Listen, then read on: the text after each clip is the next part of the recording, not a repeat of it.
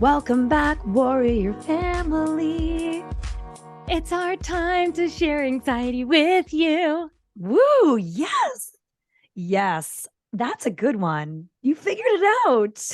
Yeah, I did. You figured it out. Now, I was okay, here's the hoping you important would question. sing. I was That so was my hoping. important question. Have you just been like sitting on it until the next time we recorded and I offered you my No, song? I wrote it today and I wrote it down so I could remember it. And I was like, I hope she starts with the song. The universe knew Yeah. something in the energetic field and the space, whatever. Something new that I needed to sing it so you could respond. Perfect. Yes. It's chef's kiss. I love it. I love it. Now we've got it figured. Only 2.5 seasons in, and we figured it out. We got it. We So got proud of see, you. and that is why you just stay with it, right? I never said, Margot, stop singing. I'm too anxious about what's going to come out of my mouth next, right? You let it go. You trust the process.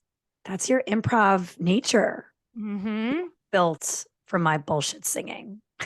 Beautiful, beautiful singing. Right? Well, beautiful and bullshit. Same thing. Double B. Yeah. Yeah. Okay. Okay, friends, warriors, welcome, welcome. We are going to be doing another fun mundane for you all today. Mm-hmm. Let's hear the sting. Anxieties. There it is. We just want to sing to you all, warriors, all day. It seems. We'll do a musical podcast episode. Oh God, where we have to sing everything, like even like talk singing, like they do in Hamilton. Oh, that's a terrible idea. Oh, but I kind of love it. I kind of love it. Yeah. I love it. Okay, we'll have to map that out for the future. Okay, Abby, what is our mundane topic for the day? Personal space. Mm-hmm. Nice. Yeah. Boundaries around the body. Yes. And, personal space varies with everyone, but there's like personal space with like close talkers. Yeah. But there's also personal space with like far away talkers. Right? Huh. Like, like the awkwardness if you were hoping to be closer or like not being able to hear them. Yes. Yeah. All of that. Yeah. Okay, got right. It's still within the realm of personal space. Personal space when you're like on public transportation. Oh God, yeah. Personal space when you're like with a loved one and want to be closer. So like it's like there's a lot that could be covered in personal space, but mostly with me it's like the discomfort of people getting too close to me in my personal space. Right. Yeah. And just like not knowing if it's just that they feel close and connected to you. Is that how they are with everyone in their life? Right. Is it like something to do with who you are to them? Or is it just that they don't know how to have a boundary? Maybe are they hearing impaired? Right. Like I think it's like when I'm specifically thinking of very specific close talkers, I think it has nothing to do with my relationship with them. I think they're just fucking creeps. Oh, so not even just that, like, that's the way that they maybe feel most comfortable communicating with folks, probably. But that they're actually creepy. Both. Oh, they feel most comfortable communicating closely, but I think it's like a power move for them. Ah, interesting. Right? Not like creepy, like they're trying to. Yeah. Okay. Not like sexual or anything. No, like that. But creepy in like a power move type sense. Slimy. That's I mean, for me, when I hear creepy, I'm thinking like people are making advances at you, which I mean, I'm sure that there are plenty of warriors that have that experience, right? But okay, I get it now. I get what you're trying to say. Yeah. Do you have any strong feelings around close talkers? Yeah, I mean, my instinct is always to try to not make them feel like uncomfortable in terms of, which again, it's like that's the fawn response or the people pleaser response. Like don't back off too harshly, right? Or demand the boundary in a loud or potentially disrespectful way or something. Right. So I don't make them feel bad about being close. Right. But how can I create some space comfortably? Yeah. It's such a weird dance. Like I'm thinking of a couple of people thankfully these people aren't staples in my life, but they are adjacent enough that I, you know, over the course of the past 5 years have had to see them infrequently, but still enough where when I'm in an interaction with them, I know what to expect. And so I kind of have the strategies of like how to create the boundary around my closest to them when they're speaking. It isn't always easy. And if they catch me off guard, I might be stuck in it for a little longer than I want before I can make an exit. Like, I need to go to the bathroom, or so great catching up with you. I'm going to go talk to Adam real quick, or, you know, whatever they dart out of there to create some comfort for myself before potentially revisiting a conversation with that person. I like that pre-planning part because I think that is like what any of us that don't feel comfortable with people invading our personal space, whether we know them well or don't, right? I think the pre-planning of, oh, how do I want to navigate this if someone encroaches in my space? Because me, like you, like I'm the people pleaser. I'm the like, oh, I don't want to make them uncomfortable, even though like this one specific person in my mind like has no problem making people uncomfortable, right? Like, but still got to protect, you know, can't make the, you know, water move or anything, right? Got to keep it calm. Yep. I'm glad you brought up like that there are people that just want to make it uncomfortable. And I feel like, again, with a couple of people that I'm thinking of, it's that they don't have, let's go with your typical socialization skills, maybe. And some of it could just be from the way they were raised. Some of it could just be intrinsic within them. That's what they prefer, or that they don't, maybe because people haven't put up enough boundaries or outwardly to them, or even if they have they been able to hear those boundaries? Have they been able to receive them in order to make some curious changes in their behavior, right? Well, and so I think about some people I've encountered that it's like, I think, and that's where some of my compassion comes in. It's like, I think that's just the way this person's molded a little bit, but has that been perpetuated by like those of us around them not saying the hard thing? Right. And we can do it graciously, because although I'm not good at saying like, hey, give me some space, the reality is that when someone comes super close in my space, like a close talker, I'm not listening to them. I'm lightly panicking in my body. I'm trying to think of how to get away from the situation. And I'm also like, oh my God, like, did I eat cheese and do I have bad breath?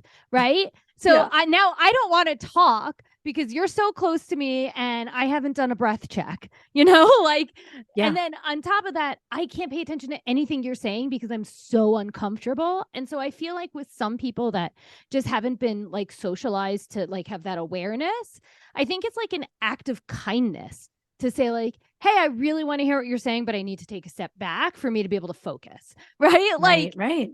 You know, but so then what happens if they just take a step towards you in like another moment?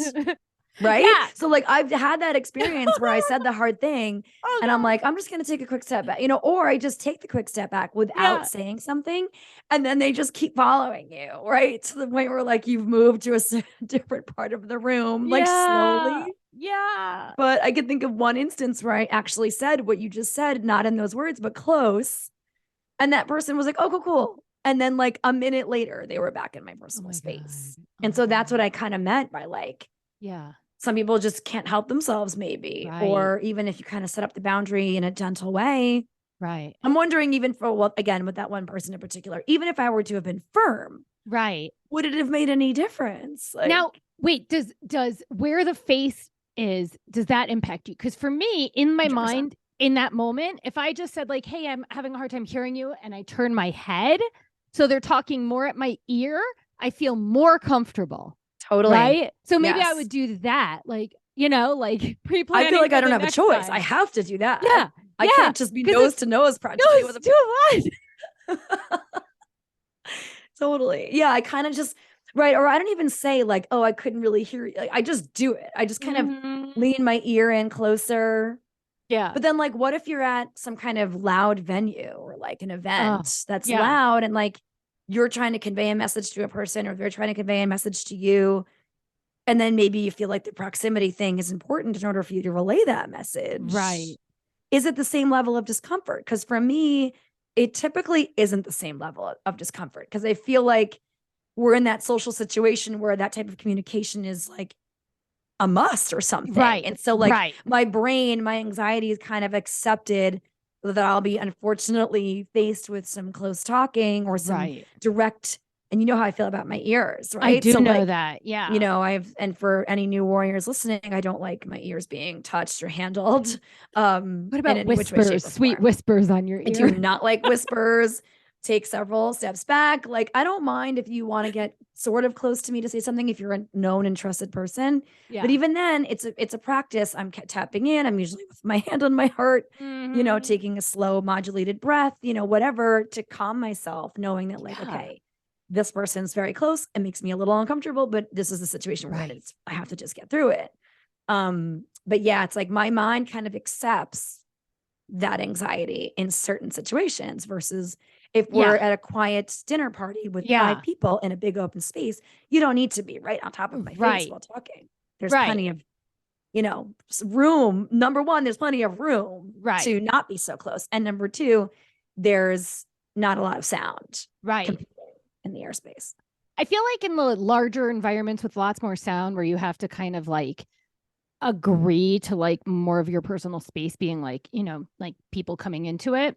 I feel like for me, my window of tolerance in those spaces is less. So I can handle my personal space, you know, people coming into it. But I know I'm not going to stay in that loud environment with people like in my personal space for a long period of time. Right. Interesting. Like even like pre-pandemic when I went to concerts and stuff, like I'm small. I think I've talked about this before, you know, or going on subways. I'm small, right? I get like elbows to the face, right? If I'm in a concert where people are standing or I can't see, and I'm just like a little body around all these other taller bodies, right? And I don't like it. And a lot of me feels like in those situations, this is not with someone talking close to me, but just where bodies are close to me, I can only tolerate it for so long before I'm like, all right, it's time to go. Yeah, totally. Yeah. So or I feel at least like take a step back. Like if you're in a crowd, let's say in like a standing room only kind of situation, maybe you give yourself a 30-minute window and then it's, you know, you move back away where there's more space, less bodies, right? Right. So maybe you don't need to leave the situation. You just need to find a new home for your body. Right. For a little bit, a little more space. Yeah. Totally. But in those loud situations, something, it sounds so silly, but something I've been practicing more of is, so we've talked about how I have auditory processing disorder. So when there's a lot of background sounds, it's much harder for me to hear people if they're far away or if there's like another conversation happening in between us. Yep. Right. And so, I used to just kind of like mull through it and hear certain words and piece together what the person's saying and like, you know, nod my head and pretend I knew what they were saying. Right. Sure. Mm-hmm. But now I'm at the point where I say like, hey, I can't understand you. Let's either get closer or talk later. Right. Like I'm not in the point now where I'm going to pretend I hear what you're saying. And if we can get closer, you know, then I'll say like, hey, I have there's too much sounds. Like I can't really hear you or I can't understand you or I can't process what you're saying, whatever it is. Right. Yeah. So that even has been something where I've practiced just saying it, you know, versus just like pretending, you know, like when the space is too far, pretending everything's okay. Yeah. I mean, you're stating a need at the end of the day, right? Especially if you actively want to hear what a person has to say. Yeah. Now, I know I've been in that situation where it's like, I don't really care what this person's saying. Yeah. Right. And so like, I know that's not what you're talking about. Right. But like, I can totally see that. To me, if you were to be saying that to me, I would feel like more safe because I understand more about your needs in a conversation with me. Right. Yeah. And the space that we're in. And maybe I'm going to say, well, why don't we see if we can move to a space in this room or wherever where we can hear each other a little bit better without maybe having to get closer. And if that's not an option, then you kind of can at least have the knowledge of like, okay, this person actively also, that's like my other point is that this person actually wants to hear what I have to say. Right. In both cases, too far, too close. It's like, exactly. Yeah. So it's helpful to both parties. Right. Either way, you just communicate. It's just harder, I think, with close talkers for me. What do you feel like your narrative is, or like, what is your discomfort? Like, I'm trying to even think about like what what it is for me. Like, does it feel like when someone's super close, it's a threat? Like, you know what I'm trying to, like, I'm trying to figure out, like, so for you, when someone you know, but you don't know that well, or a stranger, you know, comes up and is like a very close talker in your face, like, what happens? Like, what do you think? I think the narrative for me is that it feels intense. Even if it's a lighthearted conversation, there's an intensity that comes with personal space. And so like when I think about the and a vulnerability. So I think it's maybe one or the other or both sometimes. When I think about the people in my life that I'm very comfortable with being very close to, right? Close, very, very dear friends, my spouse, my close family, right? These are people that I love to kiss and hug and cuddle and, you know, connect with, right? And not everyone is like, oh, let's, you know, hold hands and be really close together. But like there's a level of vulnerability and intensity that I'm typically not comfortable potentially with offering or receiving from a person that I either don't know at all or very well. Yeah. And so unless I feel like even in a short amount of time that I've gained that kind of trust, and I feel like it's obvious, whether it be because of verbal expression or nonverbal expression, that that person feels okay with my level of closeness or whatever, then it just feels odd. Anything about it just feels like, is it necessary for me to be this close to this person? It feels unnecessary and intense and vulnerable. And I don't want to be intense or vulnerable with everybody in that way. And even if I'm sharing something vulnerable, I don't know that it requires a proximity change.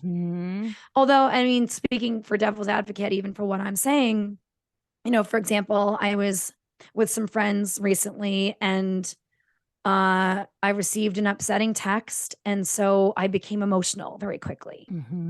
And without me saying I need closeness, one of my friends got up immediately and came to my side. Yeah. She wasn't in my face, like holding me. She, you know, she didn't breach my physical body, but she moved closer to me without me even saying anything. Right. And like, because she's a trusted person and somebody that I love and care for, and I know that has my best interest at mind. Not only do I know that I could have said like, I'm okay, like, you know, I'm going to get up, right? Or even if I didn't say like, can you please back up? Or, you know, I need space. I would have said like, I need a minute. I'm going to get up, right? And remove myself from the situation. Now I know I could have said to her, I love you, but I need a little bit of space. And she would have been fine. But my instinct says that I probably would have been the one to leave the situation if I felt like I didn't crave that space. But I did want her closeness. I did want her space. She did make me feel better getting closer to me, right? And so like, sometimes that intenseness or that vulnerability, even just in the sense of like camaraderie or being heard or seen, feels good.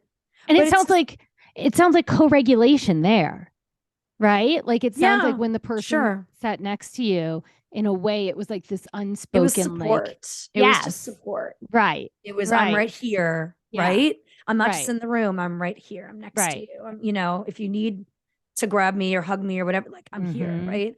And so, yeah, I think that's true. I think that it's the vulnerability piece, which sometimes we might want, depending on the person, and sometimes we're just like, please no.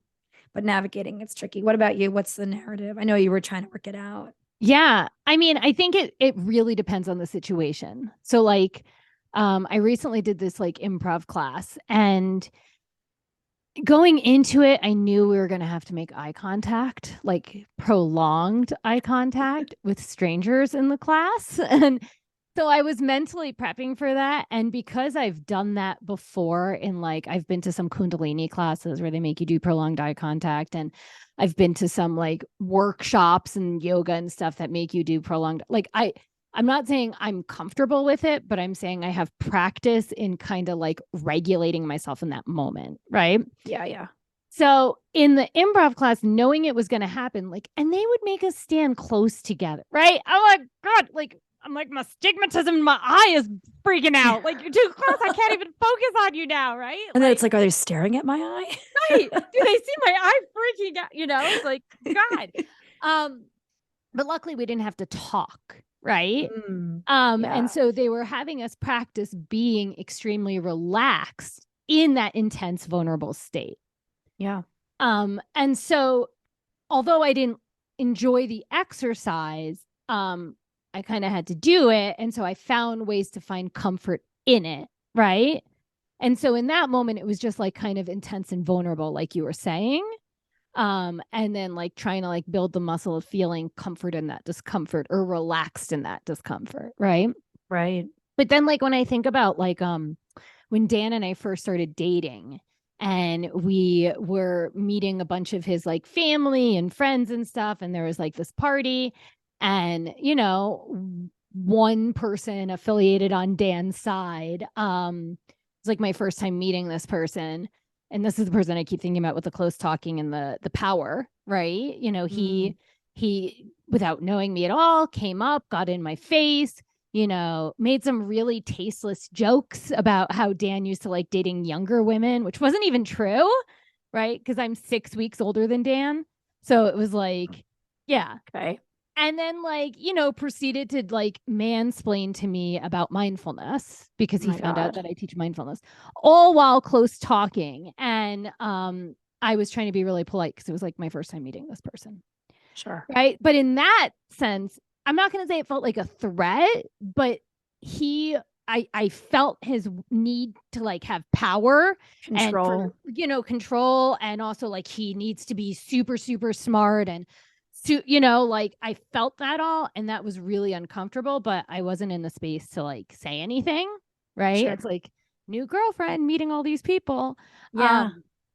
But for that, like I don't have the words yet because it didn't feel like a threat, but it did feel something close to a threat. Like dominance. Yeah. Like asserting some kind of like authority like in front of you. Yes. As a new person, right? He's yes. like, what's the impression I need to leave on this person? Right. That I'm someone to be reckoned with, that I'm strong and commanding and powerful. That he is an honorable man. Quote, quote. Yep. Yeah. An honorable man. Yeah. Yikes. And so, you know, in that case, I still don't have the language, you know, but I just know that in my body, it's a little panicky. It's like, oh my God, I got to get out of this. I got to get out of this, you know? I mean, anytime, first of all, I had light anxiety listening to you share that and a little bit of rage too, just because I feel, I think most people have been in that power dynamic before, especially if you're a woman or a girl. Yeah. Or identify as a woman or a girl. So like, I feel like, you know, anytime anyone is trying to secure their dominance in even the most microaggressive ways, you can feel it, right? There's an energy shift, and it's not just about the proximity, it's about the language, and it goes even deeper than that. But it is threatening if the personal space is breached, in addition to all of those other things that we're saying. Yes. Like it's just good feedback for us to think about how we might be showing up too, right? In the world, and how the things that we say, not only that we say, but how close we are to a person might feel threatening or intimidating to others, like especially children, right? Or that's young a good people. Point. Yeah. No, that's right? A really, Because I was going to say, or are we modeling taking up space? Because I think about like on public transportation, you know, if you sit next to usually a man who starts like man spreading and putting his stuff everywhere, you know, like for me, I tend to shrink. And it's like, oh, I'm a small person. Like, no, it's like I don't need as much space as they do. Right. But I paid for the seat. Like, why do I need to shrink? And why does your arm need to come over into my space? Right. Yeah. I understand you get both armrests if you're in the middle, right? In planes or whatever. If you're in the middle, you're technically the rules, they get the middle armrests on each side. Fine. But your arm doesn't need to come over the armrest and like come into my space. Right. And so when you were saying how we show up in the world, like, yes, like, how, you know, do we get too close to kids? Like being aware of our bodies in other people's personal space. But also when you were saying that, what I thought of is like, do we make ourselves smaller in public, you know, or do we take up that space there when someone's trying to encroach in our personal space? Do we kind of like energetically fight it back? Yeah, totally. No, that's fair. Yeah. And it's like, and I like what you said just about, are we showing not just girls and women, right? But just people that like we're allowed to take up space, especially in public spaces, especially in spaces that, are maybe deemed above us, quote unquote, or powerful or whatever. And it sort of goes to that line of thinking of like, do I have a seat at this table? Right? Am I owed this space? And I think that it just, at the end of the day, then that goes into questions of worthiness and insecurity and just patriarchy and what society has deemed for us since the dawn of existence. But not wanting to be annoying and an inconvenience, wanting to be likable, not wanting to we're not rejected. Something. Yeah. Right. Absolutely. Yeah. It's complicated. It's complicated. I think that, all valid things for us to think about, right? Like how we're showing up, certainly. And is there a balance that we need to strike as far as like standing up for ourselves and creating that space literally for ourselves because we're worthy of it, because we deserve to take up space. Also, while also having, a little bit of sensitivity and understanding and, curiosity about how others might perceive us in a space as well. Yeah. And if you're listening and you've been the kind of person that has maybe gotten in someone's face, even if you thought it was friendly or whatever, like how can we start to read body language too? I feel like this is such an important skill that we weren't taught as kids, that, I know you and I and many of other teachers that do what we do, or people in consent education and whatever, just working on building this different way of educating, not just children, but the people that support and love children, right? Parents, educators, grandparents, aunts, uncles, cousins, whatever, just human beings that live in the world, how to approach each other through like maybe a little bit more of a trauma informed lens. Like one thing I will say, just again, speaking honestly about myself, is I was in a trauma informed yoga training a few years ago, and we were instructed to give cueing and instructions to each other, and we were working one-on-one. And so I was working with this female and giving her directions, and the instructor came over, and it was early on, and it was like within the first couple of hours of training, and the instructor came over and he was just like, so how do you think it's going? I'm like, I don't know. I'm like, I'm a little uncomfortable.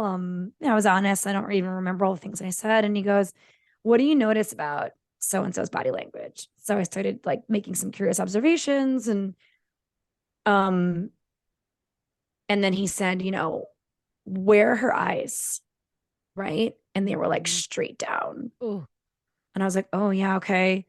He's like, sometimes it can be kind of intense when you're right in front of a person, especially when you're cueing them in their body. I was like, fuck, like I didn't even think about that. And I said, I'm like, I work primarily with children. And unfortunately, right, children they want to please, especially. I mean, all people maybe to some extent, but they're like, it's a very much a look at me and how am I doing and how's this going? And so, and because I'm worried a little bit more about their safety potentially, right? I am maybe scrutinizing in a way that I don't need to be. Right. Or maybe like getting a little bit too close to like observe like how deep a knee is bending over a toe. And so it really changed the game for me since then. Right? It was kind of like, okay, what's a little bit less threatening is to be next to a person, to have a little bit more space. Right. Not to be like staring them dead in their face, which apparently was what I was doing with my partner and through this exercise. And of course, my immediate reaction was like embarrassment and like, I'm horrible, right? I've scared this person or whatever. And that, I mean, this is an example of like a person practicing, meaning me, trying to do better and show up better in the world, right? And so like, I think the reason why I want to highlight this is that I think that's what I want to believe is what most people's intentions is, to not make people feel uncomfortable. Yeah, right. Right? Like from a deep place, no one's actively, maybe not no one, most people are not actively trying to make other people uncomfortable, especially if they do care about them or want to get to know them or connect or help them in yoga or whatever the situation. And so like having that compassion for myself in that moment, like you're here because you're trying to do better. You're trying to learn, right? Right. And be held accountable for what you are doing in a kind and respectful way, right? And he wasn't like, yo, do you see what you're doing right now? You're being What's threatening. wrong like, with you? Yeah, exactly. And it's like, I think this is just good information about like how we can practice viewing ourselves with some compassion and curiosity, and maybe it can help us learn how to communicate better to people that are making us feel a little bit threatened or uncomfortable. Right. Whether it be verbally, in our space, in our face, whatever. Right. So. Just learning to like be curious, like in that instance with that woman, right? And where her eyes were, right? Like in that moment, instead of even like stepping back, it could be like, oh, I noticed you're looking down. Would you like me to take some steps back? Right. You know, like I noticed you're looking down. Am I too close? Like, right. So I feel like we can practice that element of curiosity and not even assume her eyes are looking down, so she wants us to move, right? Like maybe her eyes are looking down because she's feeling insecure. You know what I'm saying? Like, and so ultimately, like, it's like, right, having an awareness of ourselves, having an awareness of someone else's body, and then being curious and just being like, hey, I don't know how you're receiving this, you know? Right. Yeah. Right? So just having making the choice to ask, to check in, right? To check in. But also knowing that like, a lot of people, especially when it comes to trauma, which many of us or most of us are walking with in some which way, shape, or form, some people don't maybe feel like they can and should say anything to you, even if you ask, right? Because they want to be liked like us. Like we're saying, exactly. Yeah. It's like even those of us that practice this shit and teach it, and it's like we are all still works in progress, and you know, there's always room for self-study. And so I think it's a hard tightrope to balance, everyone, I think, but that doesn't mean that we can't try. Yeah. And do better. Yeah. But also don't manspread on the subway.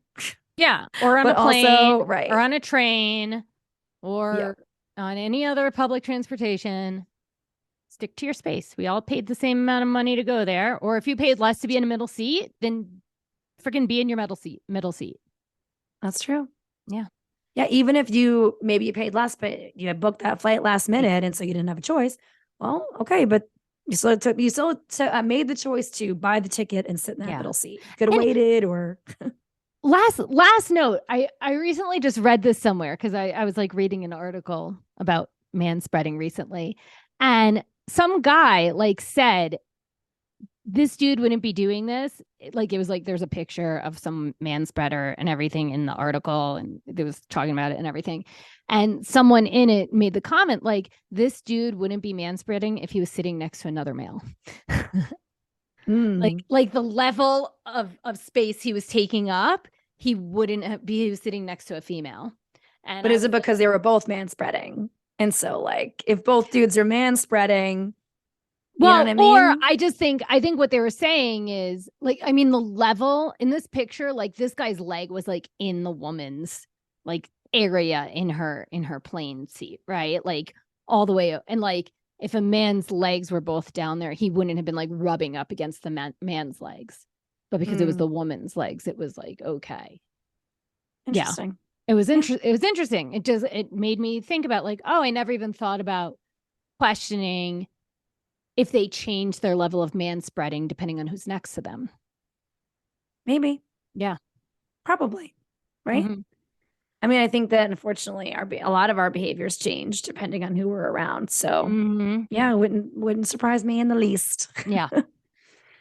All right, warriors. Well, we hope that you think about this a little bit this week. How has personal space or your feelings or anxieties about personal space shown up for you over the course of your life?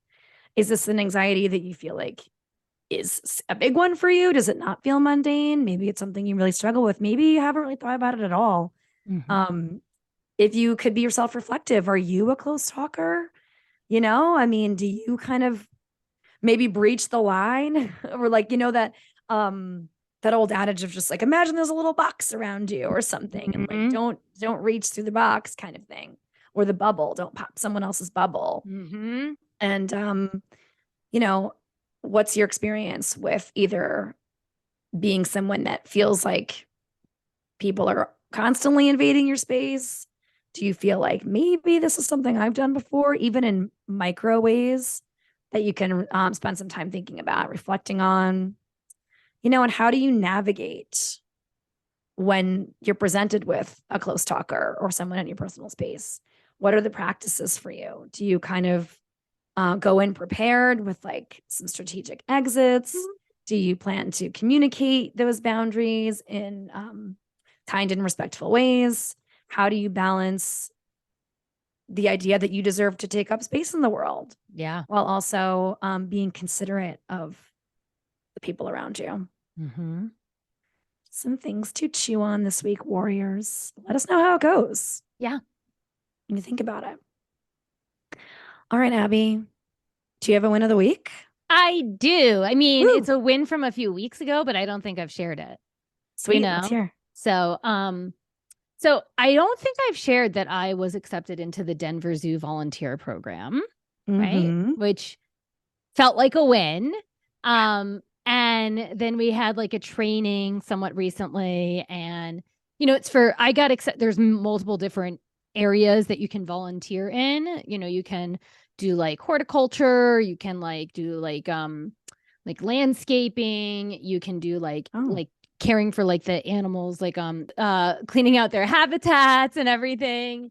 Or you can like do guest experiences. And so I'm volunteering for guest experiences.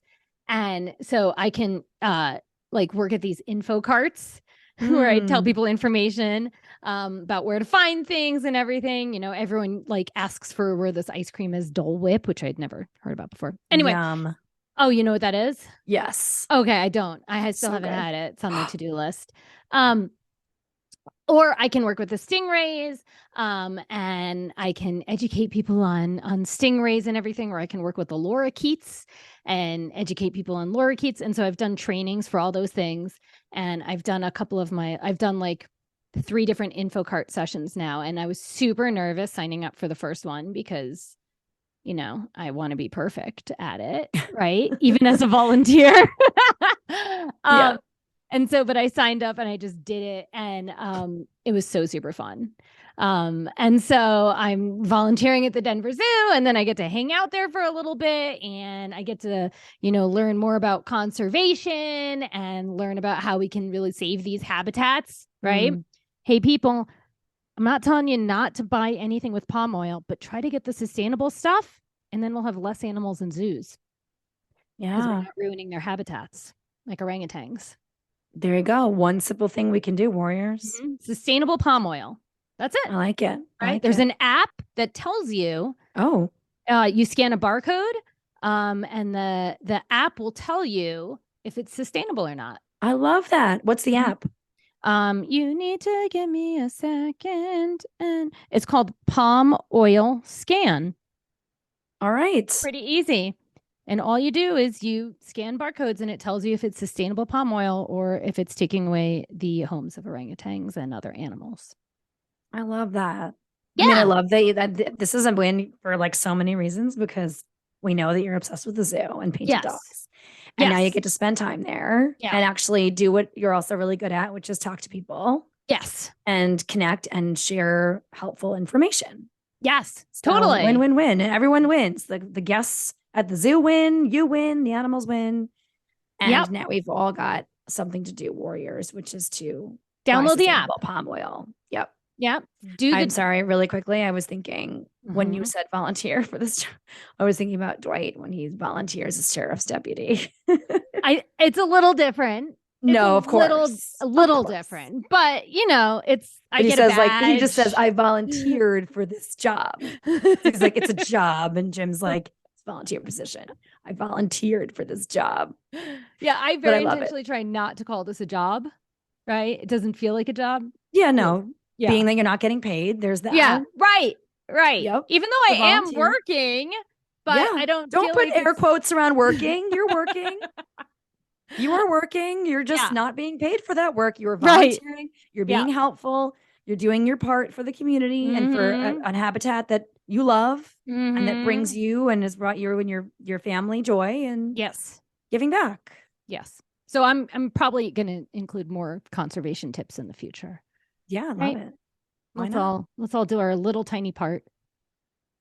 So I love it. I expect zoo facts.